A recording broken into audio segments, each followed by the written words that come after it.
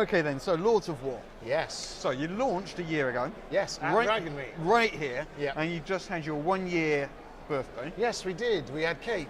I saw that from up here. Yeah, we did party poppers Yeah, and cake and no, it's been really nice. It's been quite a rock and roll year for you guys, hasn't it? Quite a lot's happened. Yeah, it's been mental. I mean, we launched in December, and then things were quite slow January, February, March. We were a little bit worried. Yeah.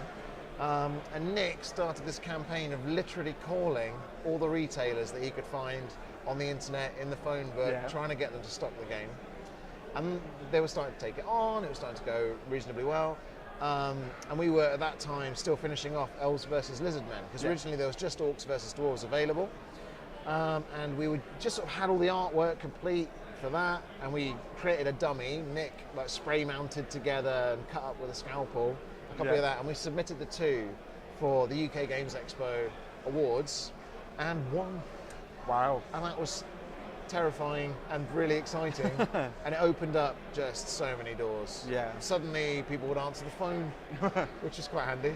So what were you up against in that set of awards? So we were up against... So what the question, be paraphrased is, what were you better than? We were better than the Star Wars card game. Yeah. Better than the Doctor Who card game. Ooh. Better than some new Munchkin expansion. I can't remember what else. But the main thing was, we were the tiny new company that hadn't been around for 6 months. And you won. We were up against, these guys have been in the game for 20, 25 years or so. Yeah. And it was very, very surprising that it happened. I mean, we were just over the moon. Something to be proud of. Completely blown away. Because, we'd had such a busy booth over the course of the expo. Yeah, but you've put in so much hard work, haven't you? And it's been... Well, thank you. We try. And because, there's no support structure, it's not like we're working with partners or other publishers or what have you, that we're doing it ourselves. We rely upon the goodwill of other people. And, having a video from this website or a review from that website to put out on Facebook or on Twitter and for people to share, to communicate the news. I mean, the EN World interview that I did with Matt last year, just over there, is on our Kickstarter campaign page. Excellent. So that's there to say, this is where we were a year ago, judge us by what I say in that interview. And, you can see that we've sort of kept true to the things that we said we were going to do and have played that out. So that's nice to have that kind of stuff out there in the universe. Anyway, so then Elves vs. Lizardmen came out. And once the two were printed and available, that's when it sort of took off in retail.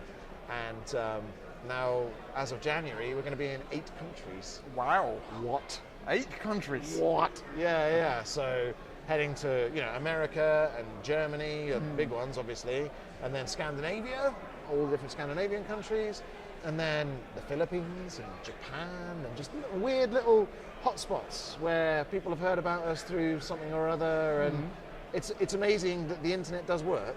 It can work, I assure you. Yeah, exactly. It does work as a means of communication and kind of marketing and stuff, because I mean, Nick, my business partner Nick, calls it feeding the beast. Well, when you think about it, I mean, you say you're running a Kickstarter, which is completely internet-based, yes. and it's a massive funding platform. Huge. So, how's it going? Good. I mean, we're 94% funded, which is fantastic. And there's always that last few days uptick. So that sounds like you know. And we're going to be on this week's Dice Tower podcast with Tom Vassell and Eric Summerer, so that should help a bit. We were on the table with Beasts of War on Friday. And we've had loads of really positive sort of support and coverage from a few different websites. I mean, you shared our campaign on Facebook and Twitter, so I was very appreciative of that. So we're getting there, and I think there's a sense of positive momentum.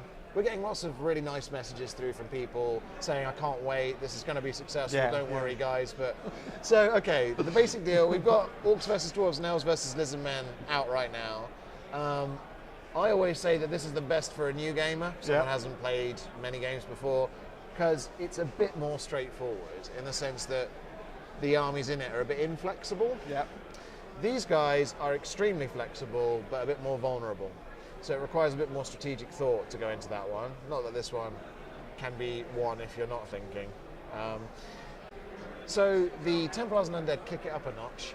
We're introducing our first select units that move, which is a massive thing for the game, because cards don't move. You lay them and then you can retreat them and stuff, but it's all about creating these sort of defensive and offensive formations for your cards. So that's a big thing.